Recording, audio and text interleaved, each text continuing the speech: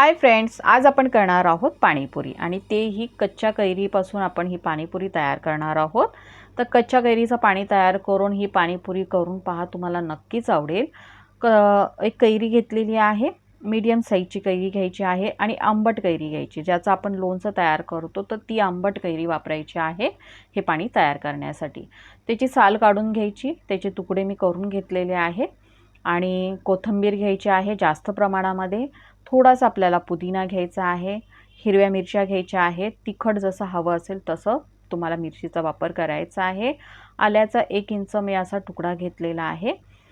हे पाणी बनवताना पुदिना जास्त जर झाला पाण्यामध्ये तर त्याने सुद्धा पाणी थोडं कडवट होतं आणि आलं सुद्धा खूप जास्त घातल्यामुळे त्याने सुद्धा पाणी कडवट होतं। तर म्हणून आपल्याला कोथिंबीर जास्त प्रमाणात घ्यायची आहे, थोडासा पुदिना घ्यायचा आहे आणि थोडंसं आपल्याला आलं घालायचं आहे।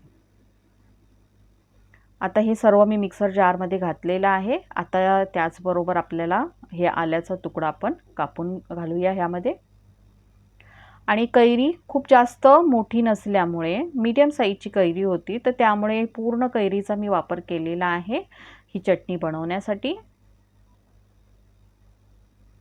आता ही सर्व कैरी मी या चटणीमध्ये घालते आणि थोडंसं मी चव घेऊन मग नंतर मी हे 2 पीस जे ठेवलेले होते ते पूर्ण मी या चटणीमध्ये बारीक करून घेतलेले होते।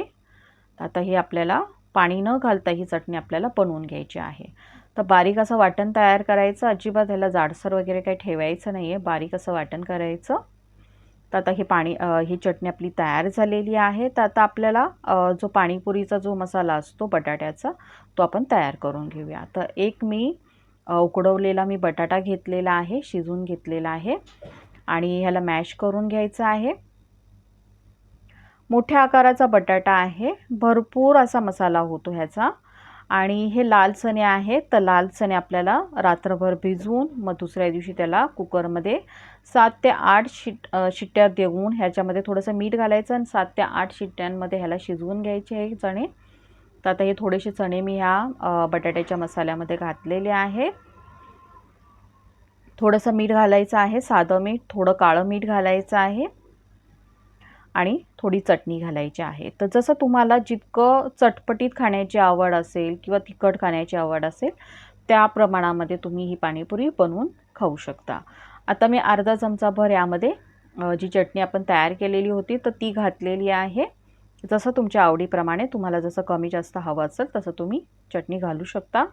आता हे व्यवस्थित मिक्स करून घेतलेलं आहे आणि पाणीपुरीचं पाणी तयार करण्यासाठी आता मी हे पाणी घेतलेलं आहे, पाण्यामध्ये बर्फ घातलेला आहे किंवा पाणी थंड तुम्ही घेऊ शकता। आणि आता आपल्याला 2 ते 3 चमचे भरून आपण ही चटणी घालणार आहोत। पाण्याची चव घेऊन मग तुम्ही चटणी घालू शकता, कारण पाणी खूप जास्त तिखट जर झालं तर मग ती पाणीपुरी खाल्ली जाणार नाही, म्हणून पाण्याची थोडीशी चव घेऊन मग चटणीचं प्रमाण तुम्ही घालू शकता। थोडंसं साधं मीठ घातलेलं आहे आणि काळं मीठ घातलेलं आहे। साधं मीठ आपल्याला जे पांढरं मीठ आहे ते कमी घालायचं आहे आणि जे काळं मीठ आहे त्याचं थोडंसं प्रमाण जास्त ठेवायचं आहे। अर्धा चमचाभर मी जिऱ्याची पावडर घातलेली आहे, जिरं भाजलेलं जे जिरं असतं त्याची पावडर करून घ्यायची। अर्धा चमचा मी जिऱ्याची पावडर घातलेली आहे। हे जलजिरा आहे, जलजिराचं पॅकेट तुम्हाला कुठल्याही किराणा स्टोअरमध्ये मिळेल। जलजिराचं पॅकेट आता पूर्ण 1 पॅकेट मी पूर्ण घातलेलं आहे आणि चव घेऊन मग मी ह्याच्यामध्ये जलजिरा अजून आपल्याला हवा आहे का ते पाहून अजून 1 पॅकेट मी ह्यामध्ये घातलेलं आहे। तर आता हे पूर्ण मी मिक्स करून घेते आणि थोडीशी मी आता ह्या पाण्याची चव घेतलेली आहे। ते आता ह्याची मी थोडंसं हे पाणी मी टेस्ट करून घेते आणि हे पाणी जास्त असल्यामुळे जलजिरा 1 पॅकेट कमी पडलेला होता, तर अजून 1 पॅकेट मी जलजिराचं घातलेलं आहे।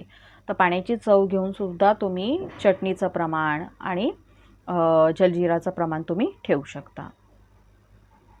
ते आता हे 2 जलजिराचे पॅकेट घातलेले आहेत आणि ह्याच्यामध्ये आता आपल्याला बुंदी घालायची आहे। बुंदी तुम्ही तिखट, फिकी तुम्हाला जे आवडत असेल ते तुम्ही घालू शकता। हे आपलं तिखट पाणीपुरीचं तयार झालेलं आहे। यामध्ये 1 चिमूटभर आपल्याला हिंग पण घालायचं आहे। हे पहा आपलं 1 चिमूटभर फक्त हिंग घातलेलं आहे, खूप जास्त हिंग नाही घालायचं। आणि याला तर व्यवस्थित मी मिक्स करून घेते. तर हे आपलं पाणीपुरीचं पाणी तयार झालेलं आहे. करून पहा, जे बाहेर जे पाणीपुरीचं पाणी मिळतं त्याच्यापेक्षा कितीतरी चवीने छान असं हे पाणी तयार होतं. घरी आपण बनवून पहा. आणि आंबट गोड अशी ही मी चिंचेची चटणी केलेली होती, तर त्याचा व्हिडिओ मी तुमच्याबरोबर शेअर केलेला आहे, तो तुम्ही पाहू शकता. तर आपलं हे तिखट पाणी तयार झालेलं आहे. तर हे मी जे चिंचेची चटणी जे आहे त्यामध्ये आता आपण जे तिखट पाणी केलेलं होतं तर ते पाणी आता आपल्याला घालायचं आहे आणि थोडीशी आपल्याला ही चटणी पातळ करून घ्यायची आहे. तर ही चटणी थोडी घट्ट असते आपण ज्यावेळेस बनवतो चिंचेची चटणी. तर त्याच्यामध्ये फक्त आपल्याला हे जे तिखट पाणी आपण जे केलेलं होतं तर ते फक्त आपण ह्यामध्ये घालणार आहोत. आणि हे आता आपलं आंबट गोड तिखट असं हे पाणी तयार झालेलं आहे. तर ज्यांना आंबट गोड असं पाणी आवडत असेल तर त्यांच्यासाठी हे पाणी, आणि तिखट ज्यांना आवडत असेल तर तिखट पाणीसुद्धा आपण तयार केलेलं आहे. तर दोन्ही पाणी आपले तयार झालेले आहेत. आणि करून पहा. आणि पाणीपुरीच्या पाण्यामध्ये जलजिराचं पॅकेट घालायचं, कारण त्यानेच बाहेर जे आपण पाणीपुरी खातो आणि घरी तशी पाणीपुरी तयार होत नाही, पण बाहेर जी पाणीपुरी बनवतात तर त्याच्यामध्ये जलजिराही घालतात. विकतचं पॅकेट किंवा ते घरीसुद्धा मसाला बनवून घालतात. तर हे आपलं पाणीपुरीचं पाणी दोन्ही तयार झालेलं आहे. तिखट आणि आंबट गोड असं पाणी तयार झालेलं आहे. आणि आपण जो बटाट्याचा मसाला तयार केलेला होता तो पण आपला रेडी झालेला आहे. तर आता आपण पाणीपुरी बनवून घेऊया. तर हे मी एक पाणीपुरीची आता हे पुरी घेतलेली आहे. त्याला एक मध्ये असं होल करून घ्यायचं आहे. त्यामध्ये थोडासा आपल्याला हा बटाटा घालायचा आहे.